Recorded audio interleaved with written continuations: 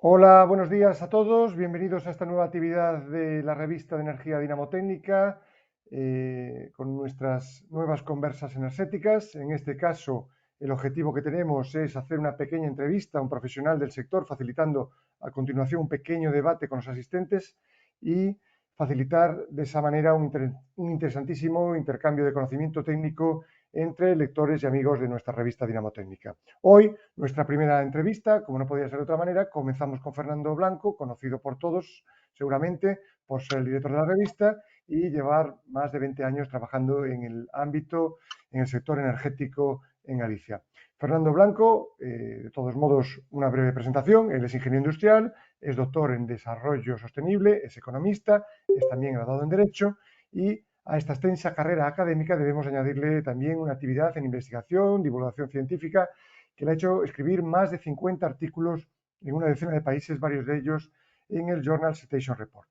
Su carrera profesional es conocida por todos, primero como profesor de ciclos formativos, posteriormente como responsable de energía de la Universidad de Santiago y actualmente en el Cuerpo de Ingenieros Industriales de la Xunta de Galicia. Hecha esta presentación, vamos con la entrevista, Fernando, y hoy yo creo que también no podemos hablar de un tema más de moda, que es el del hidrógeno y el del hidrógeno renovable. Durante los últimos años, últimos meses también, estamos oyendo hablar muchísimo del hidrógeno como una tecnología de desarrollo incipiente, pero ¿a qué crees tú que se debe esta fiebre del hidrógeno? Bien. El motivo, hola, ¿qué tal? Antes de nada, agradecer a todos los asistentes, oyentes, tanto ahora como en las sesiones posteriores, vuestra atención y vuestra asistencia. El motivo que tenemos ahora, la importancia del hidrógeno es relacionado con una situación de emergencia climática como la que estamos.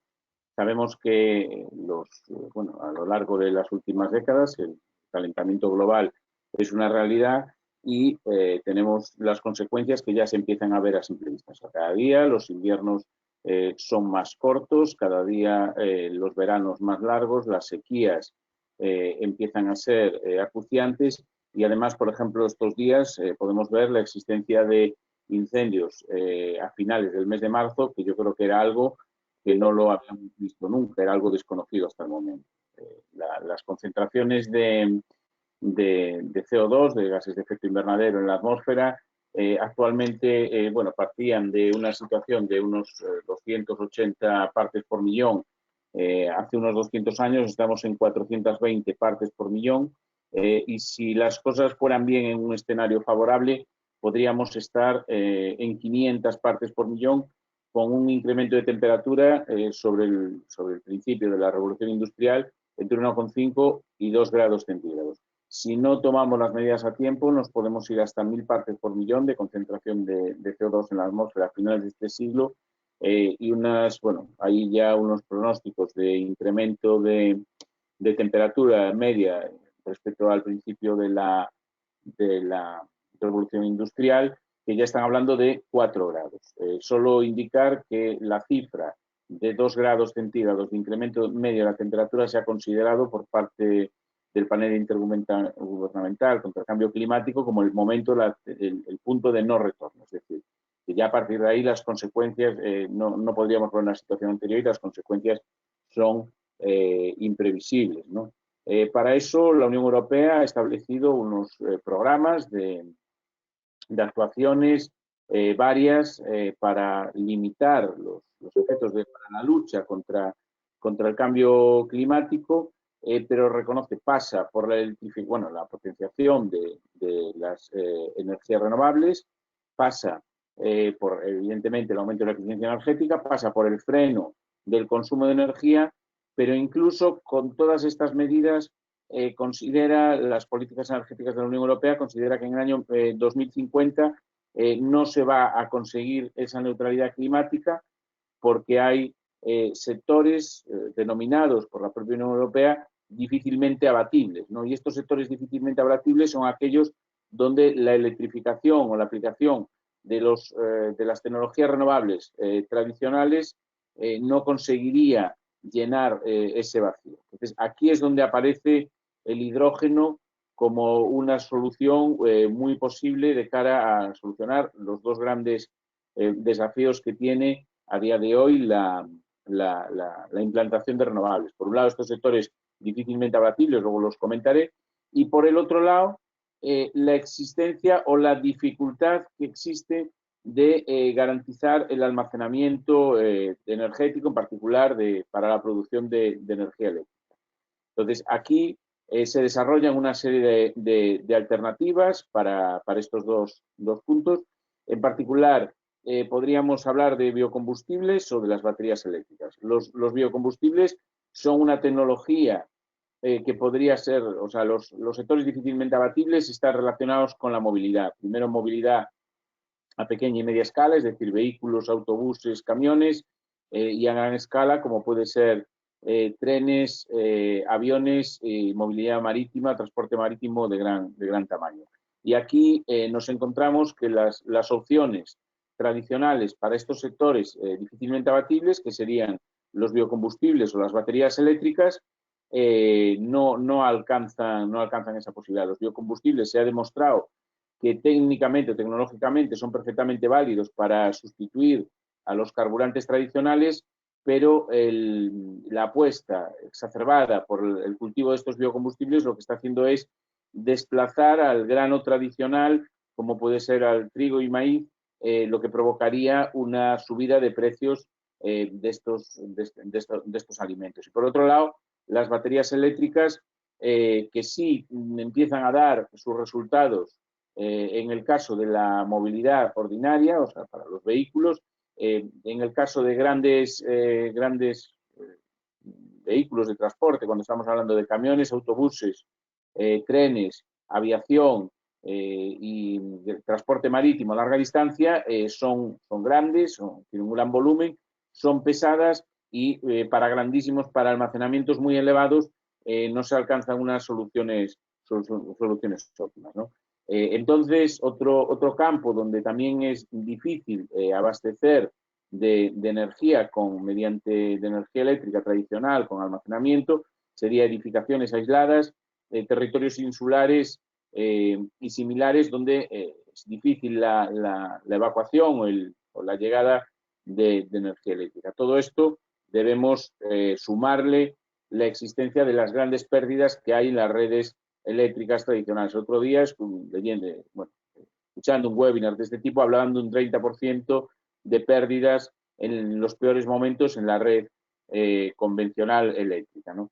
Entonces, todo esto nos hace la búsqueda, necesario buscar una alternativa válida para todas estas situaciones, para todas estas tecnologías, para estas situaciones donde no se alcanza esa posibilidad, esa resolución, una solución válida mediante las propuestas tradicionales que está haciendo la Unión Europea en cuanto a la electrificación, y parece ser, o sea, la intención, la tecnología va por la existencia del hidrógeno como la fuente complementaria idónea para la electrificación para la electrificación masiva de la sociedad y alcanzar esa neutralidad climática de cara al año 2050, ¿no? Que es el objetivo que se plantea la Unión Europea. Aún así, evidentemente, el hidrógeno tiene un gran recorrido, aparentemente, vamos a tener un desafío tecnológico muy interesante con él, pero tenemos, como principal problema que a día de hoy, económicamente, no es competitivo porque es más caro que los combustibles tradicionales, es más caro que las tecnologías renovables, y debemos hacer un esfuerzo muy importante para avanzar tecnológicamente en el hidrógeno y conseguir rebajar los costes de escala, que aparentemente es posible, los costes de fabricación de electrolizadores y producir energía eléctrica a un precio más bajo, ¿no? Y luego otro problema, otro desafío, finalmente, que tienen la tecnología del hidrógeno es conseguir una solución que no sé si va a ser posible, porque técnicamente ahí sí que tenemos límites muy claros en cuanto a los costes de almacenamiento y transporte, ya que se están almacenando habitualmente como líquido criogénico o como hidrógeno a alta presión, pero esto también exige un coste energético considerable. Vale. Entonces, bueno, todo esto nos hace avanzar de cara al hidrógeno y pensar que es una tecnología incipiente, tecnología con amplísimo recorrido y tecnología en la cual, pero claro, para llegar a él es necesario gastar recursos importantes, ¿no? Siempre ponemos el caso del hidrógeno y la tecnología fotovoltaica. Hace 25 años o hace 20 años la tecnología fotovoltaica era una tecnología muy cara que debido a los esfuerzos de estas últimas 2 décadas se ha convertido en una tecnología competitiva e incluso más barata que las tecnologías tradicionales a las que pretendía sustituir, como podría ser el ciclo combinado. Perfecto, Fernando. Existen también otras formas de producir hidrógeno que también ahorrarían, evidentemente, emisiones de gases de efecto invernadero, pero para usos no energéticos. ¿Qué nos puedes decir de esto? Sí, bueno, normalmente la apuesta principal por hidrógeno sería en el aporte en la reducción de gases de efecto invernadero y inicialmente en estos, digamos, sectores difícilmente abatibles, pero luego hay un consumo, una generación de gases de efecto invernadero debido al hidrógeno que son muy importantes. Hay los consumos de hidrógeno a día de hoy a nivel mundial se concentra en 3 sectores, como es la acería, o sea, la metalurgia, las refinerías de petróleo y el sector alimentario, en particular la producción de fertilizantes, ¿no? Solo el sector de la metalurgia provoca un 7% de la generación de gases de efecto invernadero a nivel mundial. ¿Esto qué significa? Pues que toda la generación de gases de efecto invernadero debido a usos convencionales no energéticos del hidrógeno es muy importante a nivel mundial y esos gases de efecto invernadero se está produciendo con la generación tradicional de hidrógeno a día de hoy, usando hidrógeno gris, usando hidrógeno negro, usando diferentes tecnologías muy contaminantes. Si fuéramos capaces de sustituir esas tecnologías de producción de hidrógeno por hidrógeno renovable, también alcanzaríamos una reducción considerable en cuanto a las emisiones de gases de efecto invernadero. De hecho, la hoja de ruta, la hoja de ruta del hidrógeno renovable en España marca ya en el año 2024 que las primeras medidas para la reducción de gases de efecto invernadero gracias al hidrógeno será la sustitución de este hidrógeno gris tradicional por hidrógeno renovable. Y ya nos lo marca a finales del año 2024 con una potencia implantada entre 300 y 600 megavatios en España. No sé si vamos a conseguir dentro de casi 2 años tener esa potencia, ¿no? Pero sería por donde habría que empezar, por abatir, por intentar la reducción del consumo de hidrógeno gris. Perfecto, Fernando. Nos hablas de hidrógeno gris, de hidrógeno verde, sé que hay otros colores del hidrógeno. ¿Qué diferencias hay entre ambos? Sí, vamos a ver, básicamente cuando se está hablando de hidrógeno, hay una clasificación, lo que es la cromatografía del hidrógeno en función del origen del mismo. Y vamos a tener el hidrógeno tradicional, sería el hidrógeno negro, hidrógeno marrón, producido a partir de la gasificación de petróleo, de carbón, que sería el más contaminante. A continuación, en contaminación o efecto en agresión al medio ambiente, iría el hidrógeno gris, que es el que a día de hoy es el más utilizado, ¿no? Es el 99% en el caso de la Unión Europea, si no me equivoco. El hidrógeno gris es el reformado del metano para la obtención de hidrógeno. Tenemos 2 formas fundamentales, con agua o el reformado en seco con CO2. ¿Qué pasa? Este hidrógeno gris es productor de una gran cantidad es productor de gases de efecto invernadero en cantidades importantes y en contraposición con este hidrógeno gris o marrón o negro tendríamos 2 vertientes que serían el hidrógeno verde producido con energía renovable, es decir, básicamente con energía eólica, fotovoltaica y termosolar, o el hidrógeno rosa producido con energía nuclear. Ninguna de estas dos tecnologías es emisora de gases de efecto invernadero.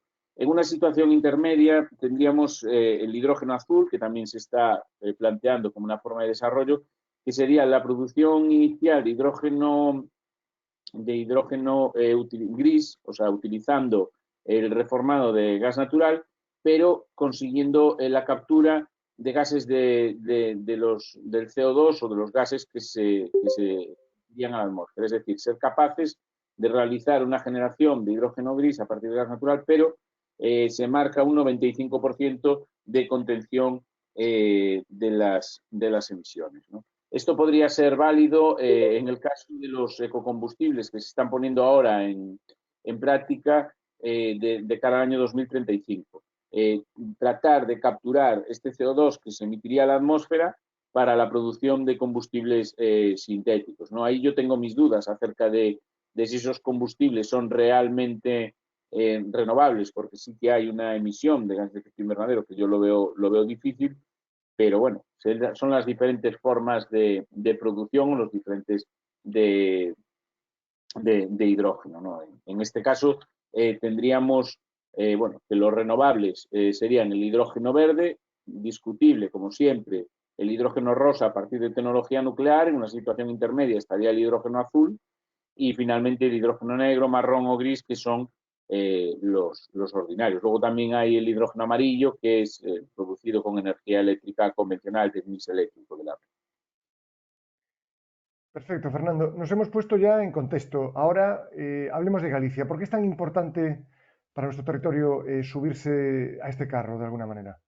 Vale. En el caso de Galicia, yo creo que somos, bueno, la cadena, como antes decía, la cadena de valor del hidrógeno está formada por tres vectores fundamentales o por tres vértices que serían la producción, almacenamiento y transporte y finalmente el consumo.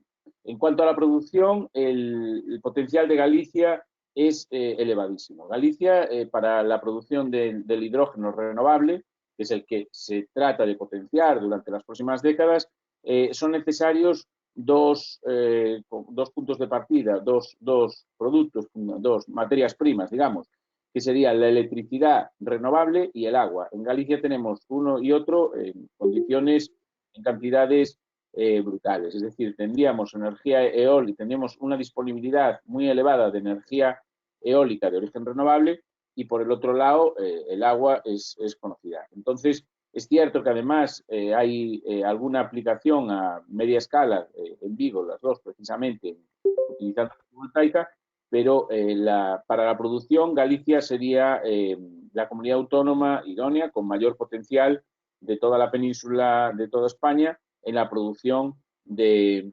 hidrógeno. Entonces, esto sería un punto que podríamos aprovechar de forma clara, una ventaja muy interesante. Y nos comentabas sobre almacenamiento, transporte, consumo. ¿Cuál es el papel que tiene Galicia, que hay en Galicia sobre estos? Vale. Galicia, vamos a ver, tendríamos, bueno, el potencial, como antes decía, de producción es elevadísimo. Respecto al transporte y almacenamiento, está condicionado por la existencia del hidroducto, ¿no?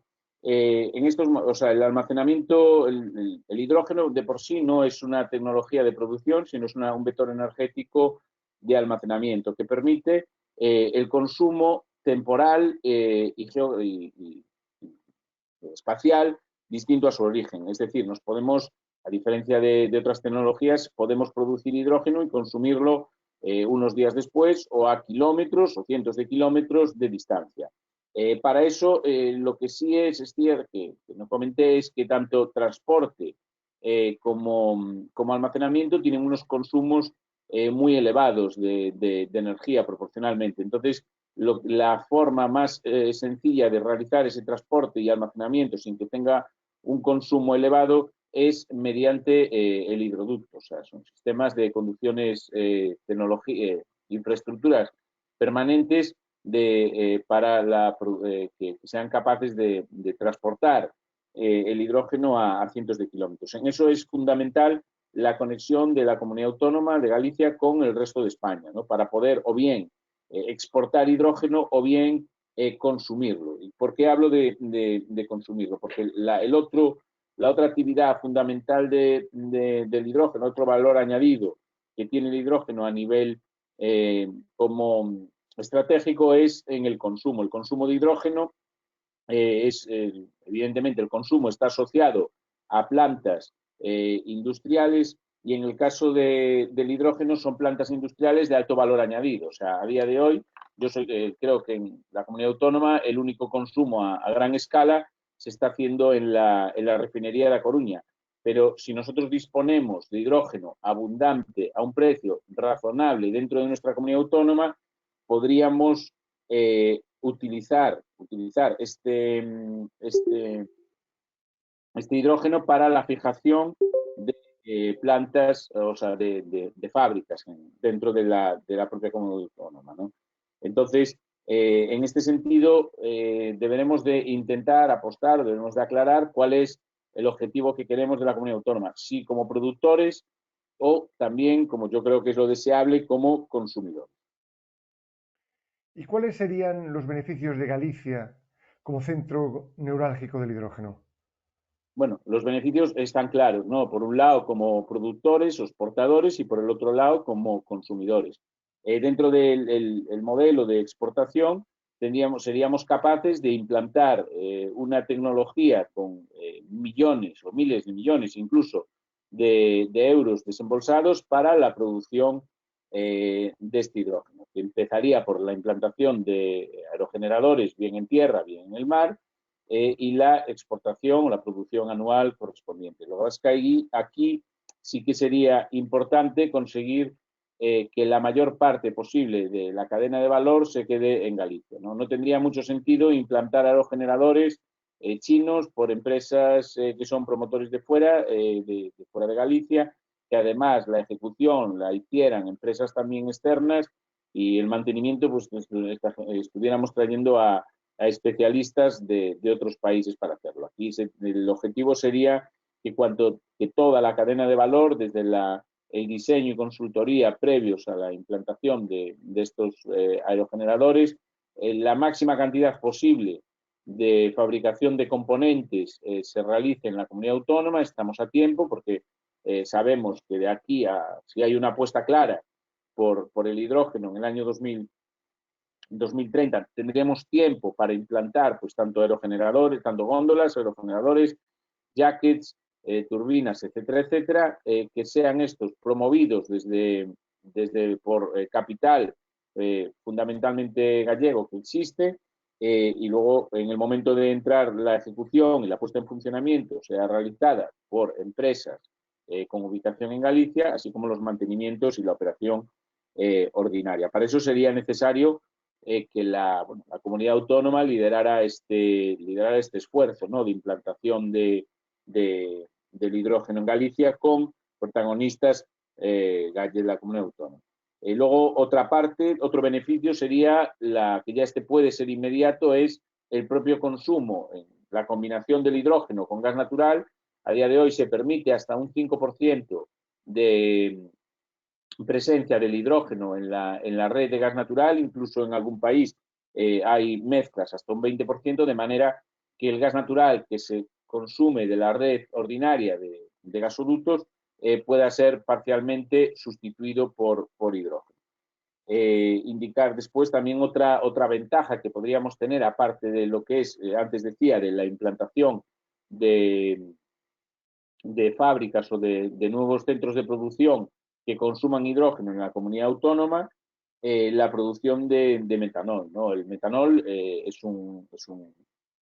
hidrógeno se utiliza como un producto intermedio para la producción de metanol verde, y podríamos, que también tiene una gran demanda, el caso de la naviera Maersk quiere producir miles de puestos de trabajo, generar miles de puestos de trabajo en Galicia gracias al consumo del metanol verde. Citar el ejemplo de la planta de Foresa en Caldas, de Foresa Iberdrola, planteada en Caldas, cuyo fin es la generación de hidrógeno en un entorno más local, y la propuesta que hacen, no sé si la conseguirán o no, es conseguir la implantación de nuevos centros de producción, nuevas fábricas dentro de ese entorno de Caldas de Reis que consuman hidrógeno. Mediante la actividad, la industria asociada al hidrógeno, sería una industria de alto valor añadido que nos posibilitaría acercarnos a ese 20% de presencia de la industria en la economía gallega, ¿no? Que cada vez nos vamos alejando más, un poco más, porque no conseguimos eso, que ese crecimiento económico que llevamos en la última década vaya encauzado también al crecimiento asociado a la industria, ¿no? Que es una actividad de alto valor añadido. Y deseable, además, o sea, es una actividad deseable que se crezca con industria limpia y renovable y sin agresión, que no sea agresiva con el medio ambiente. Y aprovechando, Fernando, una última pregunta, aprovechando que ya nos has comentado algunos de los proyectos que hay en Galicia, ¿qué otros proyectos se están postulando actualmente? Sí, vamos a ver, hace un año y medio aproximadamente la Xunta de Galicia había estimado en aquel momento ya que tenía más de 50 proyectos relacionados con el hidrógeno y estimaba en 3.800 millones de euros el importe global que podría suponer estas inversiones previstas. Es cierto que estos proyectos, pues algunos estaban en fase de propuestas, otros estaban inicialmente, otros eran ideas y tal, pero bueno, realmente eran muchos, o sea, son muchos, ¿no? De estos tres, yo quería citar la existencia de tres que ya han sido reconocidos con los fondos Next Generation, como el proyecto que antes citaba, el de Caldas, de Foresa y Iberdrola, el proyecto de Aspontes, liderado por Reganosa y EDP, y el proyecto Julio Verne en el puerto de Vigo. Además de estos, hay otros que tienen diferentes niveles de avance, ¿no? Bueno, para quedarse con alguno de ellos, citamos estos tres. El de Foresa ya lo expliqué antes un poco. El de Aspontes de García Rodríguez sería, la idea es realizar una generación de hidrógeno a partir de energía eólica en tierra, que tendría de forma gradual, empezando por un parque de 20 megavatios, siguiendo con una ampliación de 30 megavatios y finalmente una segunda ampliación hasta alcanzar los 100 megavatios. Aquí las empresas tractoras son Reganosa y EDP Renovables de Portugal. El proyecto Julio Verne de Vigo yo creo que es el más avanzado, tiene un tamaño más pequeño, es de 1,4 megavatios, pero se caracteriza por disponer, o sea, la fuente de energía inicial sería la fotovoltaica. La intención sería la construcción de una hidrogeneradora, es decir, para el suministro tanto a vehículos terrestres como a barcos en la zona del puerto de Vigo, y también ha sido ya reconocido dentro de los fondos Next Generation. Otro que también, bueno, podemos indicar también que también ha sido esa pequeña escala, como es el de Zona Franca de Vigo, que también busca la generación de hidrógeno utilizando energía solar fotovoltaica, ¿no? Los dos que indico, tanto el del puerto de Vigo como el de Zona Franca, utilizan solar fotovoltaica por un tema estratégico. Evidentemente no es sencillo implantar grandes aerogeneradores en la ciudad, y además el espacio disponible es mucho más bajo. Entonces podrían producir energía renovable, energía verde, utilizando como tecnología la fotovoltaica. Y después queda, que está aquí hablando Carlos, el tema de MAES, que aquí no tenemos tanta información. Aparentemente será el proyecto más potente, que trata de producir metanol verde. Yo, por la información que he leído en prensa, es de producir metanol verde utilizando como medio, como producto intermedio el hidrógeno. Y aquí realmente los números que obligaría para llegar a MAES serían de 4.000 megavatios eólicos, que evidentemente tendrían que producirse en el offshore, ¿no? A mí me parece una cantidad muy elevada, pero bueno, no sé si no sé si será asumible o no. Aparentemente, bueno, potenciaría la generación de, si se alcanza esa cifra de miles de miles de puestos de trabajo. También es importante decir que respecto a la generación de hidrógeno en comparación con la generación de electricidad, es importante decir que genera más puestos de trabajo que la simple generación de electricidad, ¿no? O sea, mientras que la generación de energía eléctrica genera electricidad en la simple generación, aquí en el hidrógeno hay después un valor añadido que yo creo que es más potente que la simple generación eléctrica.